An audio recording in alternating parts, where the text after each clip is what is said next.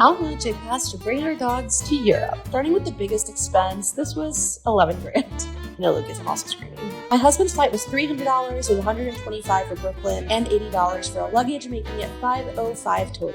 We decided to do this to save some money. Next, our dogs needed international health certificates, which was $672 for all 3 dogs. And once we got to Europe, we needed to get them European pet passports, which were $280 for all 3 dogs. Finally, both dogs needed muzzles. This was $55 and it's required on public transport. Keep in mind the total cost is missing a few things like my anxiety. Travel day, let's get us from Paris to Scotland. We woke up super bright and early because our flight was at 8 a.m. Piled all 3 dogs and all of our luggage into a car that took us to the airport. Got some coffee, which I almost spilled because I was very nervous because this was our plane. We actually ended up scoring an empty leg from Paris to London. Basically, the plane was going to go regardless of whether it was empty or full. We got it at an amazing price. Planned this super last minute because we were actually going to go spend the next couple of months in Croatia, but with them joining Schengen, it did not work out for us. It's a pretty small plane. All 3 dogs had to come with us. We were the only people on the plane, and it was just us and the 2 pilots. We're so glad it worked out so that we could at least get to the UK with the dogs. They settled in pretty quickly. I did not. I could see right into the cockpit, and I was a nervous mess. The dogs were so used to traveling that it was not a big deal for them, even if the big ones aren't used to being on a plane. And let me tell you, it was so unbelievably bumpy. They did have champagne for us, which I needed a little bit of. And we had packed some snacks because obviously the dogs each got a little bit of a chip.